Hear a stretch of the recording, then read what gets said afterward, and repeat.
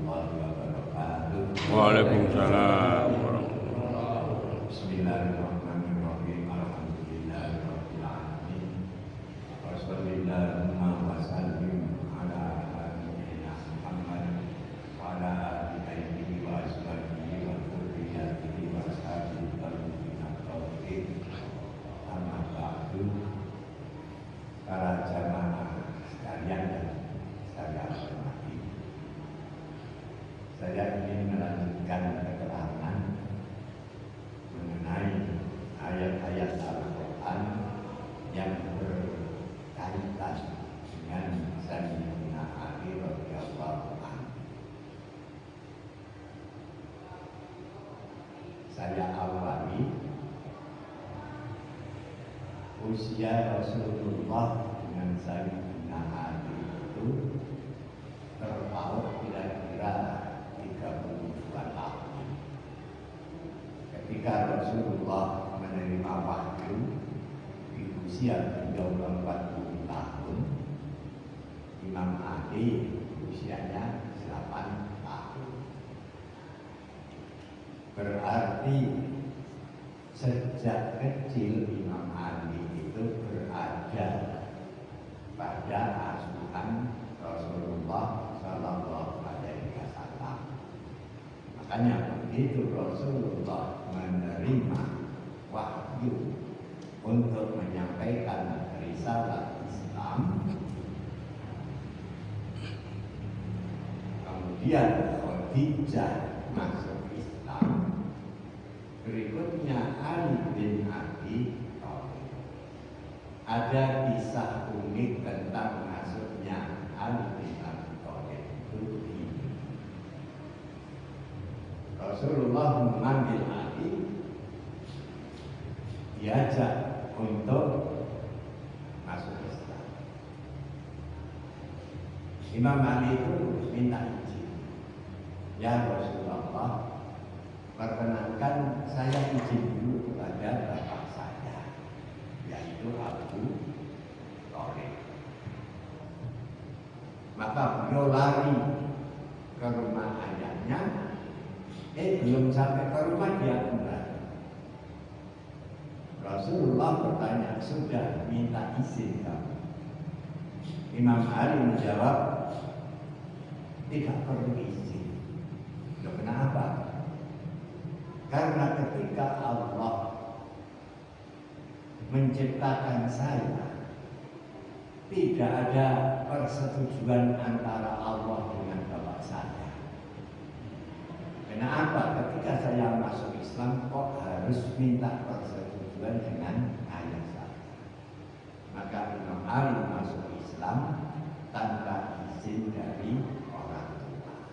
Nah, para jamaah sekalian yang saya hormati, itu keteguhan hati Imam Ali sejak masa kecil.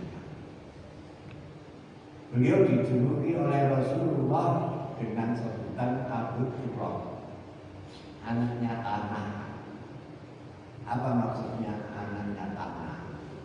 Beliau itu kan hidup dalam keadaan yang sangat kekurangan. Sampai tidur saja itu di tanah, tidak ada alasnya, apalagi kasur tikar saja tidak ada. Itu sehingga Rasulullah memberikan Abu Turab. Nah, orang semiskin itu kok diambil mantu oleh Rasulullah. Justru mantu yang paling disayangi itu Imam Ali, dapat putri kesayangan Rasulullah yang Fatimah. Pilihannya bukan status sosial, bukan persoalan kekayaan atau jabatan. Pilihan Rasulullah adalah keteguhan imannya. Nah, mari kita bicarakan keteguhan iman Ali bin Abi Thalib. Nah, sebelumnya ada sedikit ilustrasi. Kita akan mengenal pengganti Rasulullah itu disebut Khulafaur Rasyidin. Kalau kita lihat periodisasinya, ternyata tidak lama. Rasulullah periodisasinya 610 sampai 632, berarti cuma 23 tahun. Setelah periodisasi kerasulan selesai, yang memegang tampuk pimpinan adalah Khulafaur Rasyidin. Itu tahun 632 sampai dengan 661, berarti sekitar 29 tahun atau 30 tahun. Kemudian setelah Khulafaur Rasyidin selesai, kekhalifahan dipegang oleh Muawiyah tahun 661 sampai 749 Masehi. Setelah Daulat Bani Umayyah berakhir, diganti oleh Daulat Bani Abbasiyah tahun 750 sampai dengan 1293, bersamaan dengan 1293 di Jawa lahir kerajaan Majapahit. Itu sejarahnya itu seperti itu. Nah, sekarang mari kita bicarakan keteguhan iman daripada Imam Ali bin Abi Thalib. Di surat Al-Baqarah itu ada ayat yang berbunyi begini: wa minan nasi man yashri nafsahu ibtigha'a mardatillah wallahu raufun bil ibad. Dari sebagian manusia ada yang menyerahkan, menjual nyawanya semata-mata hanya untuk mengharapkan ridho dari Allah. Dan Allah Maha Pengasih Penyayang terhadap hamba-hambanya. Ayat ini mengcover apa yang dilakukan oleh Imam Ali bin Abi Thalib. Peristiwa apa itu? Yaitu peristiwa hijrah.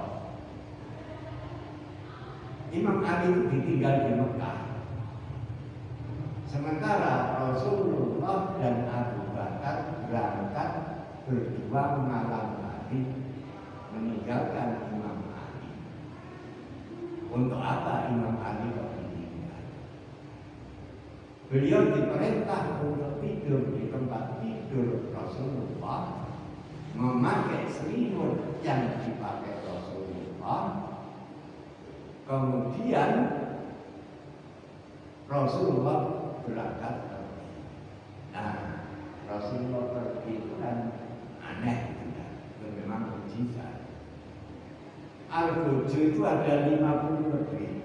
Dari setiap kabilah mengirim Al-Gojo, dan rencananya masing-masing Al-Gojo itu nanti menancapkan pedangnya pada badan Rasulullah. Tujuannya apa? Kalau semua kabilah menghujamkan pedangnya pada tubuh Rasulullah, nanti tidak ada lagi hukum kisos, tidak ada hukum apa itu istilahnya ya, hukum karena pertumpahan darah, hukum balas darah, balas darah itulah. Jadi itu tradisi jahiliyah pada waktu itu rencananya. Coba kita bayangkan seandainya itu terjadi, maka wajah dan badan Rasulullah tidak dikenal lagi, dihujam oleh sekian banyak orang.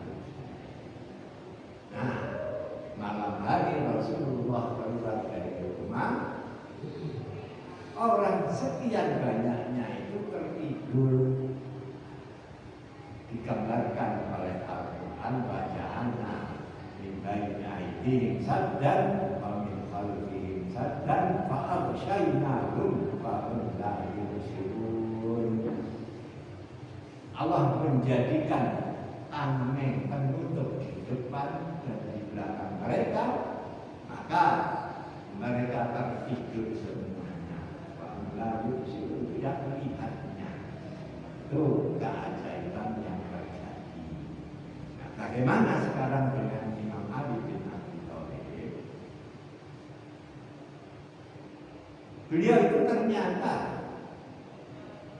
mempertaruhkan nyawa, tidak main-main. Dia adalah sahabat yang paling dicintai Rasulullah, dipertaruhkan nyawanya. Dan Ali bin Abi Thalib bersedia mempertaruhkan nyawanya. Terus pertanyaannya, untuk apa? Ternyata untuk menyampaikan amanah. Itulah Rasulullah kalau bicara soal amanah, tidak main-main. Amanat apa ini?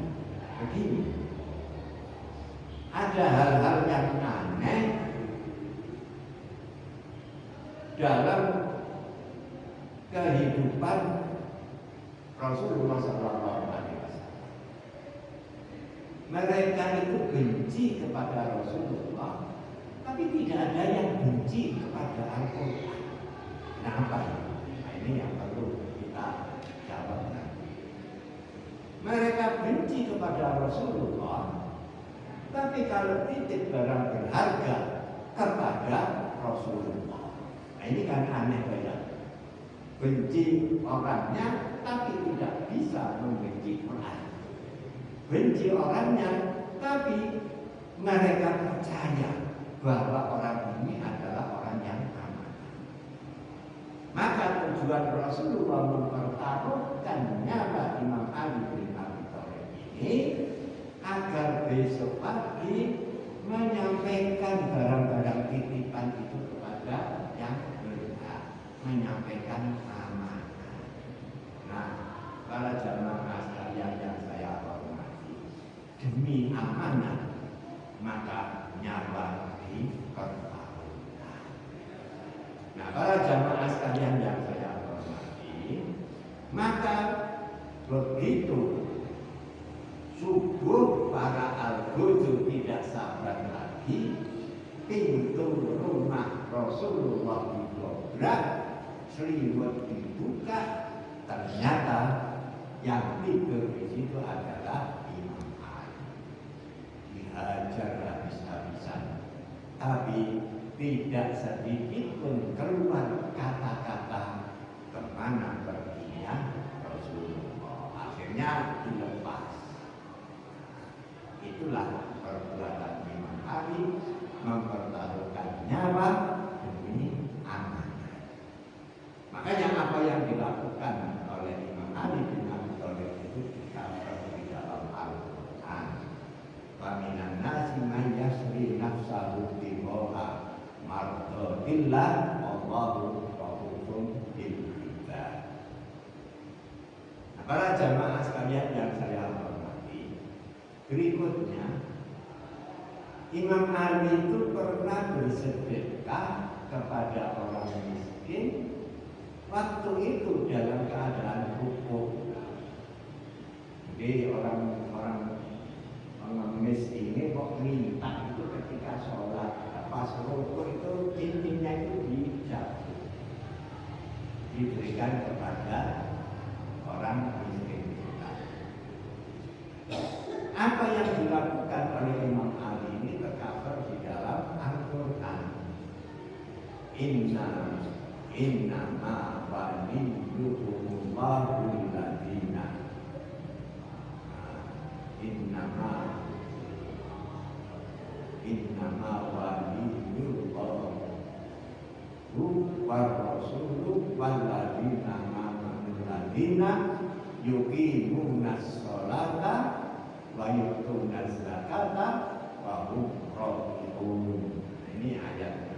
Jadi sesungguhnya pelindung kamu sekalian itu adalah Allah, Rasulnya, dan orang-orang beriman yang senantiasa menegakkan sholat, menunaikan zakat, dan senantiasa hukum. Bahasa Al-Quran itu hukum, wahum rokiun, dan mereka semuanya itu hukum. Terjemah daripada kata-kata sujud, rukuk itu adalah maknanya sholat. Tapi kok pakai istilah hukum itu ada apa? Nah, ini ternyata itu adalah ayat yang mengcover ketika ada pengemis datang pada waktu itu ada sholat jamaah di bawah pimpinan Rasulullah Sallallahu Alaihi Wasallam. Pengemis minta sedekah yang dimiliki oleh Imam Ali cuma cincin. Maka ketika rukuk, cincin itu dicabut, diberikan kepada si pengemis ini. Innama waliyukumullahu wa rasuluhu wa rasuluhu waladina. Saya kok ayat ini ambil oleh kapal.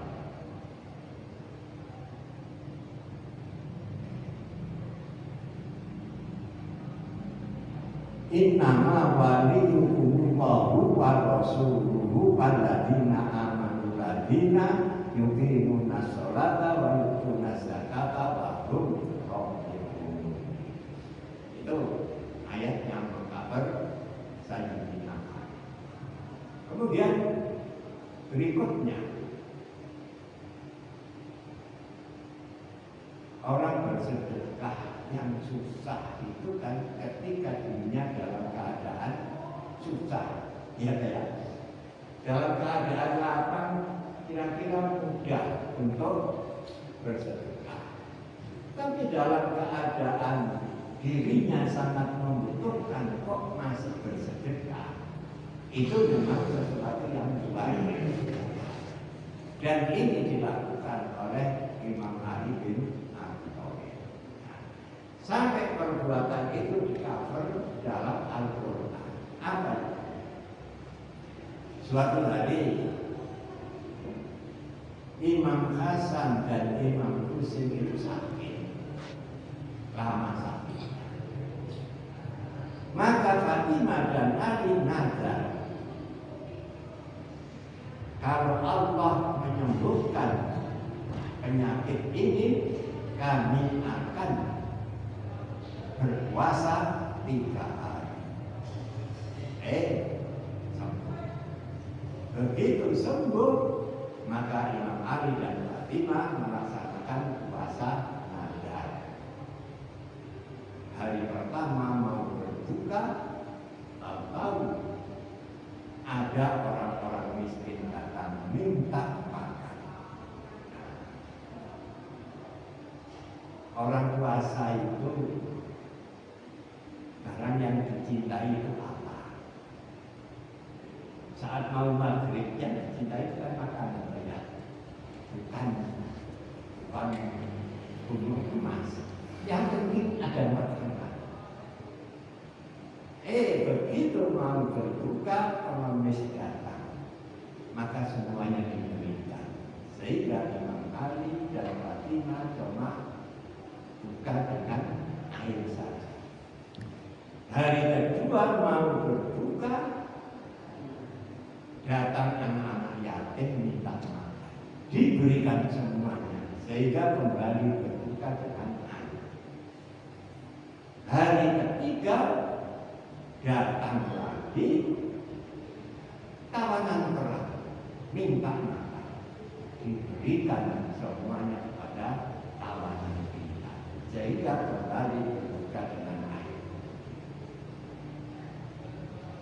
Apa yang dilakukan oleh Ali dan Fatimah ini ternyata tercover di dalam Al-Quran. Wayutimuna ta'ama ala hubbihi miskinan wa yatiman wa asir.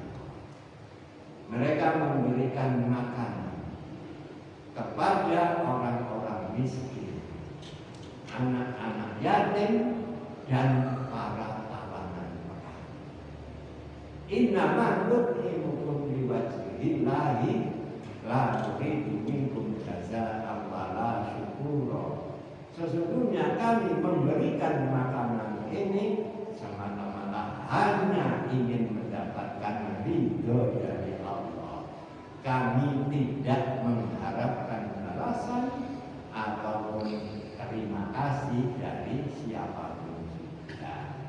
Nah, inilah yang namanya yunfikuna fid dharra, berinfak ketika dalam keadaan sempit. Dalam keadaan lapang itu kira-kira manusia itu roman apa pedihnya? Ya itulah. Dan kapannya contoh, saya yang mau uang 100.000 di jalan, kok jenengan minta 50%.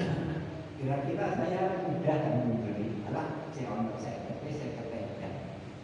Tapi kalau yang saya tahu itu 1 miliar, minta 50%, apa ya mudah? 500 juta.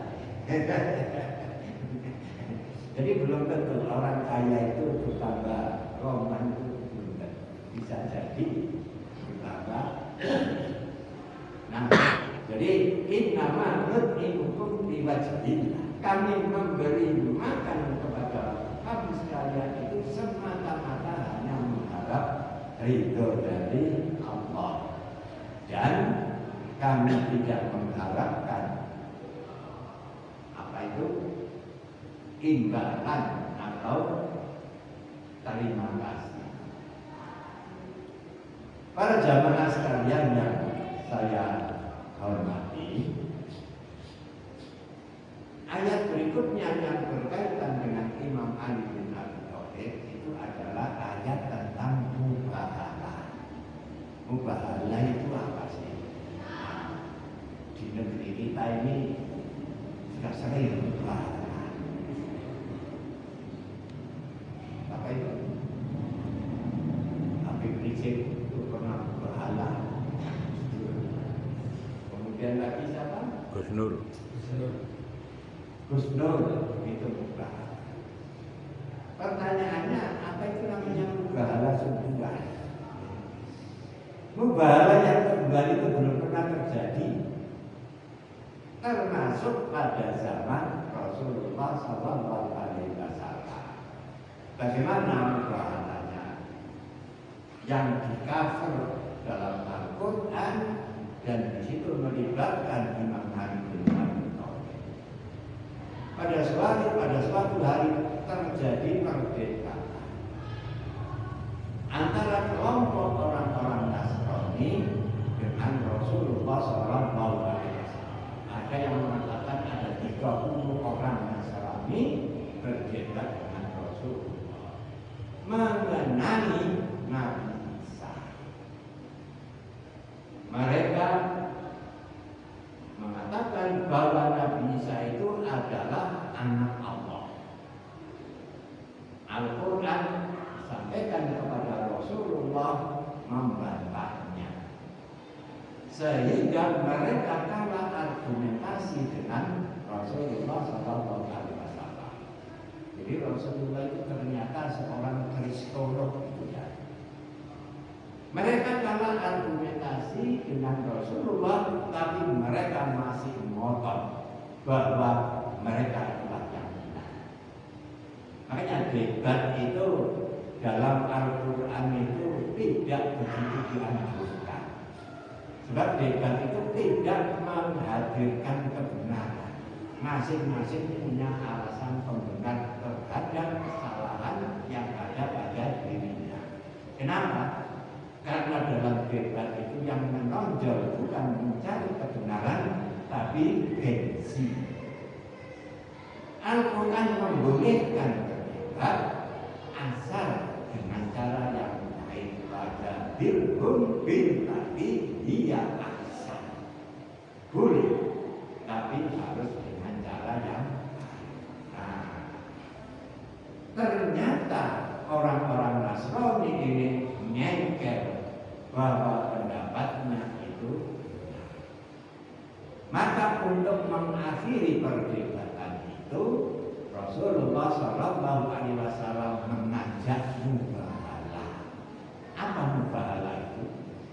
Bersumpah demi Allah dengan menghadirkan semua keluarga, baik keluarga Nabi dengan keluarga para orang-orang Nasrani yang membantah ini, bersumpah atas nama Allah, dan nanti Allah akan menurunkan laknatnya kepada orang-orang yang berdusta.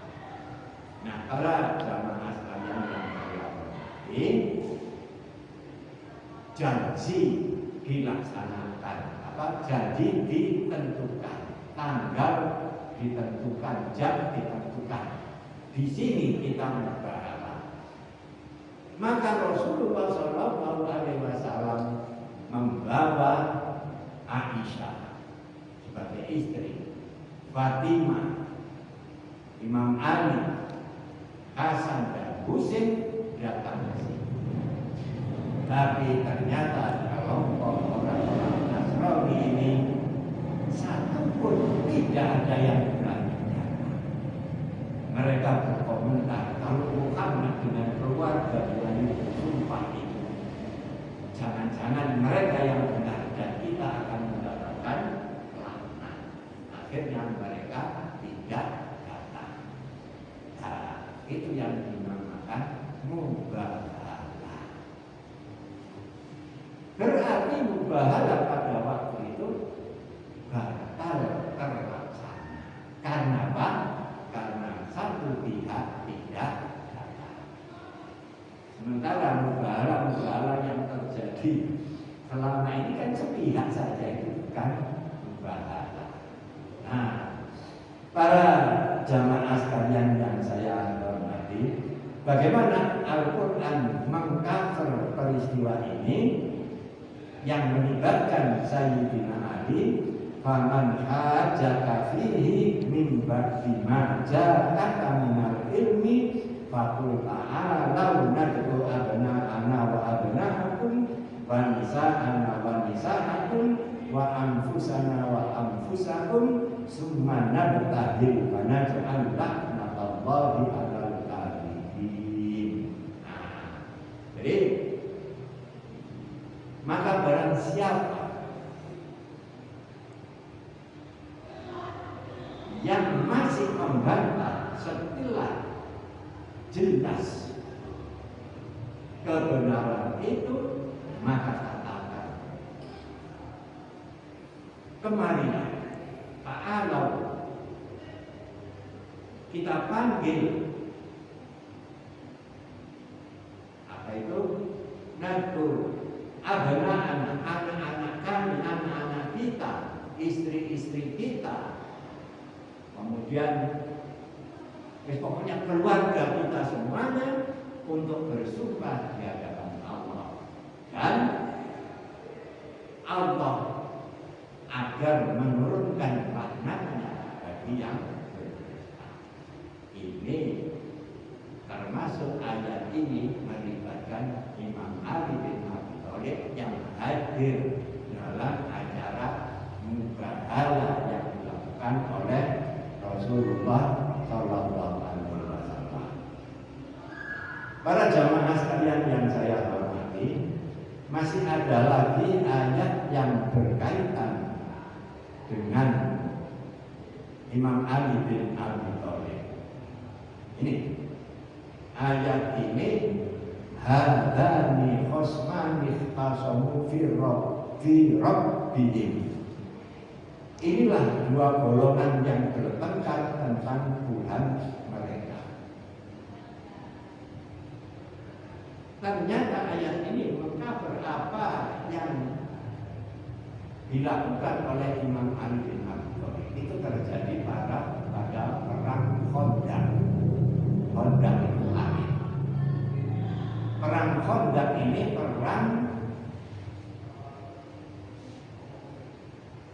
itu tanpa pertumpahan darah yang serius, tapi umat Islam menang. Karena taktik yang diciptakan atau atas usulan Salman Al-Farisi. Salman Al-Farisi ini orang Persia. Al-Farisi itu dari Persia. Memang orang Persia itu taktik perangnya itu sejak zaman sebelum Masehi itu sudah luar biasa. Memang ahli strategi, termasuk Salman Al-Farisi. Lah orang-orang Mekah itu 10.000 orang. Lah penduduk Madinah kan tidak sampai 10.000. Habis itu kalau orang-orang kafir Quraisy itu masuk ke Madinah, maka taktik daripada Salman Al-Farisi usul pada Rasulullah dibuat parit keliling kota Madinah biar nggak bisa masuk. Nah, taktik itu sangat ampuh sehingga tidak ada yang bisa nyebrang. Kalau kuat ya udah parit keliling kota itu. Saya sendiri tidak habis pikir ini jalan ini. Dan memang terjadi betul kan. Yang dalam satu riwayat itu saking laparnya Rasulullah sampai batu itu diikat di perutnya. Terdengar oleh seorang sahabat kok ada suara kerucuk-kerucuk di perut Nabi. Ternyata itu batu bergesekan. Ditanya, kenapa ya Rasulullah? Saya lapar. Pulang ke rumah, tanya istrinya, punya tepung? Ada sedikit kalau dan bisa dimakan 1-2 orang. Kalau begitu, tolong dimasak. Saya akan mengundang Rasulullah. Nah, Rasulullah didatangi oleh sahabat ini, ngajak beliau untuk ke rumahnya sekedar makan bubur. Lalu Rasulullah memberi pengumuman, sahabat kita ini selamatan syukuran, ayo kita ke sana semuanya. Rasulullah pesan kepada istrinya, jangan dibuka tutupnya sampai saya datang. Cuma itu saja pesannya. Begitu semua orang yang menggali parit ini datang ke rumah si sahabat ini, ya bukan main bingungnya, ya apalagi istrinya. Iki opo? Wong siji sing diundang sing teko 1000. Itu mukjizat. Jadi satu apa itu istilahnya? Kalau dimasukkan bil, dia tak kamu kan bil. Pokoknya tempat masak itulah ya. Semua orang, ribuan orang ini dapat jatah semuanya dan tidak habis-habis. Itu mukjizat. Ini perang Khandaq. Dan pada waktu itu ada seorang yang bisa melompat. Namanya Amr. Orangnya ini jagoan Mekah. Pokoknya siapapun tidak ada yang bisa mengalahkannya. Begitu bisa naik ke wilayah Rasulullah, wilayah Rasulullah SAW, nantang orang. Mana Tuhan? Datangkan ke sini, biar bisa menolong kamu. Ini khosmani fi rabbihim. Jadi perdebatan soal Tuhan mereka. Rasulullah apa itu mencegah, jangan dulu biasa. Terus ngomel-ngomel, pokoknya menghina Allah. Nah, akhirnya Rasulullah mengizinkan Imam Ali untuk melawan orang ini. Imam Ali itu sekuat apa sih? Orangnya itu biasa-biasa saja, tapi kekuatannya itu luar biasa. Kalau sekarang itu koyok muslim, kok bisa begitu? Itu loh, benteng Khaybar itu diangkat 8 orang nggak kuat. Tapi yang Ali diangkat sendiri, dilempar, kan berarti orang yang kuat sekali. Padahal badannya itu ya nggak gempar, biasa-biasa saja. Bruce Lee itu kan nggak gempar, tapi kekuatannya luar biasa orang. Seperti itu. Nah, Imam Ali dikasih Rasulullah pedang, Zulfikar namanya. Jadi Rasulullah itu senang memberi nama benda-benda yang disayang. Untanya diberi nama Osman, pedangnya Zulfikar. Makanya mobil saya itu ada namanya Selamat. Makanya selamat ya Alhamdulillah. Nanti kasih nama Pak mobilnya. Nah, jadi nama itu kan tafakur. Tafakur, nama itu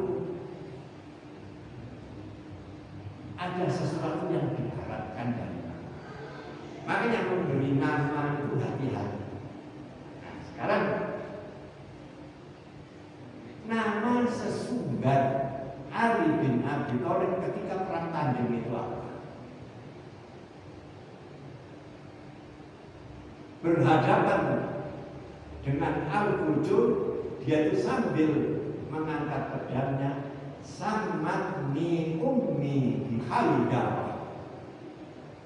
Ibuku memberi aku nama Singa. Oh, sebenarnya ambil Singa. Nah, jadi Musa itu sudah benar kan? Haidar itu koyo bangsa panter gitu. Macam sing pantang juga. Sammatni ummi Haidar. Ibuku memberi aku nama Haidar. Siapa yang berani sama macam? Terjadilah. Ternyata Imam Ali itu sebelum juga itu ngomong begini, sembahlah Allah. Dia yang memberi kekuatan kepada kita. Amr menolak terjadi. Dan ketika terjadi duel itu sampai debu itu berterbangan, orang tidak lihat ini siapa sih menang. Tahu-tahu Imam Ali itu mundur dia. Kenapa kok mundur? Karena wajahnya diludahi oleh Amr. Maka Amr bertanya, kenapa kamu mundur? Aku marah karena kamu menghina. Aku tidak ingin membunuh karena marah. Saya hanya ingin membunuh karena Allah. Nah, maka begitu amarahnya reda, masuk lagi Imam Ali.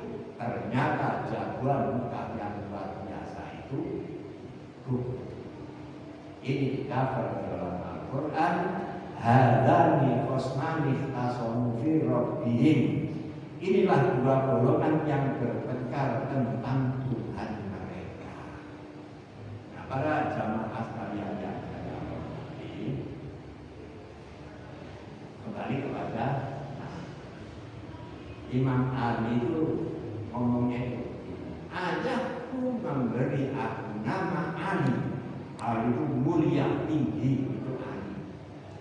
Dan ibuku memberi aku nama Macan. Tradisi perang pada zaman Rasulullah SAW dahulu dalam peperangan itu mengeluarkan jagoan masing-masing. Jagoan dari Rasulullah yang pertama itu Ali, julukannya Haidar atau Macan. Kemudian Hamzah itu ya sama, julukan untuk harimau atau singa, Asad. Kemudian yang ketiga itu namanya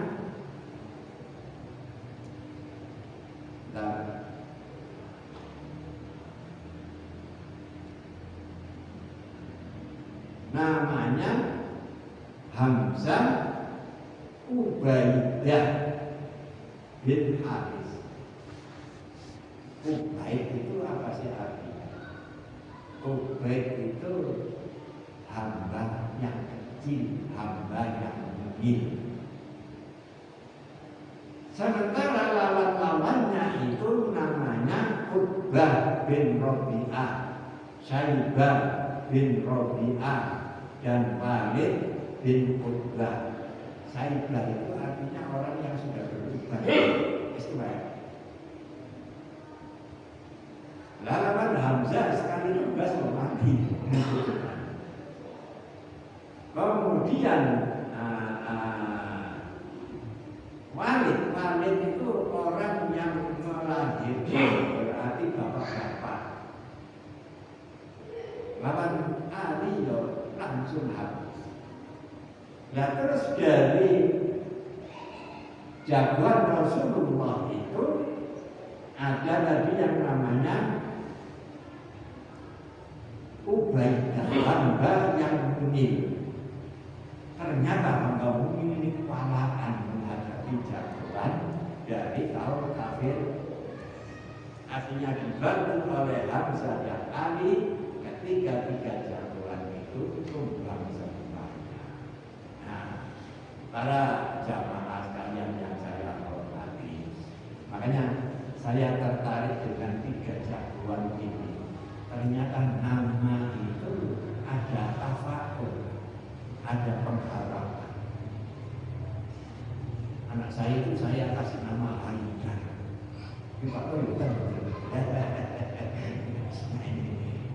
Nah, ini mengenai nama.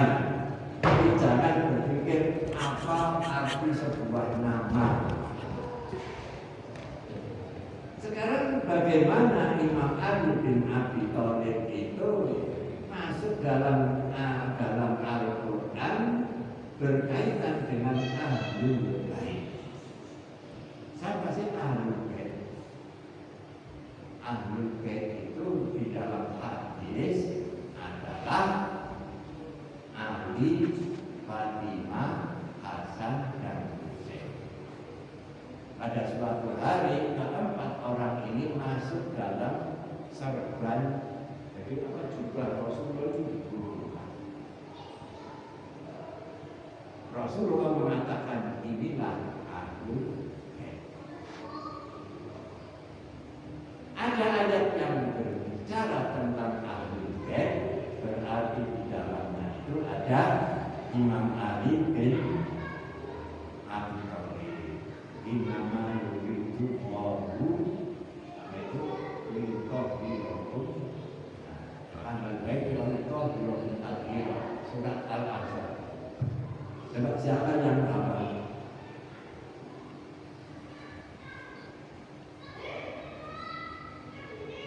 Innama yuridu Allahu Ibangkum liqabilakum Ahlul Rizal al-Bait Rizal Tatahiro wa yutahhirakum tadhira ahlal baiti wa yutahhirakum tadhira. Tidak ada surat Al-Ahzab.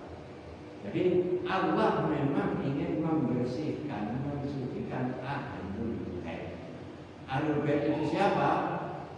Ali, Fatimah, Hasan, dan Husain. itu waktu ketika Rasulullah menyatakan Ahlul Bait ini, Ummu Salamah itu tanya, apakah aku tidak termasuk Ahlul Bait ya Rasulullah? Kamu tetap seorang perempuan yang solihah, tetap menjadi perempuan yang tapi tidak termasuk Ahlul Bait. Nah, para jamaah sekalian yang saya hormati, sekarang banyak polemik tentang Ahlul Bait. Lucu ya, saya hanya tertawa saja. Kok lucu ya kan? Saya tidak ikut-ikut seperti itu, tidak penting menurut saya. Yang jelas, seumpama saya itu keturunan Rasulullah, saya tidak berani ngomong aku itu keturunan Rasulullah. Isi, atau si Ahmad Rifai ini, ya kok keturunan aku keturunan Rasulullah. Diam isi. Jadi banyak di dunia ini keturunan Rasulullah tapi tidak pernah mengatakan aku aku keturunan Rasulullah. Yang asli keturunan Rasulullah itu siapa? Yang saya tahu Gus Dur. Jadi Kiai Ahmad Dahlan sama Kiai Hasyim Asy'ari itu adalah dzurriyyah Rasulullah, tapi bukan ahlul bait ya, dzurriyyah, keturunan Rasulullah. Ketemu dengan kakek beliau yang bernama Maulana Ishaq. Kiai Ahmad Dahlan dari Jogja, Kiai Hasyim dari Jombang. Ketemunya pada Maulana Ishaq. Maulana Ishaq itu jelas dzurriyyah Rasulullah sallallahu alaihi wasallam. Gus Dur putune Kiai Hasyim, kan berarti tapi panjenengan apa pernah ngomong aku ya Rasulullah kan itu yang asli itu seperti itu. Nah, para jamaah sekalian yang saya hormati, waktu sudah habis, saya kira untuk saya Ali sekian saja, ini sudah bersambung. Soalnya panjang sekali masalah Imam Ali. Yang pasti, ya, Rasulullah itu pernah bersabda, anak Madinatul Ilmi wa Ali Baba. Saya ini kotanya ilmu, dan Ali ini pintunya ilmu. Ada ilmu kota adik makhluk, tapi ini profesor yang ngomong gitu, yaitu Profesor Herman.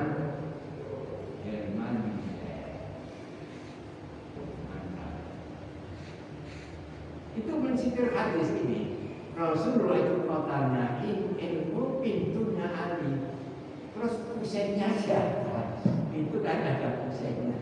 Itu saya juga Husain, kata si Profesor Herman. Ya sudahlah, tidak usah dibahas. Oh ini udah arti saja. Demikian kurang lebihnya saya mohon maaf. Wassalamualaikum warahmatullahi wabarakatuh. Waalaikumsalam warahmatullahi wabarakatuh.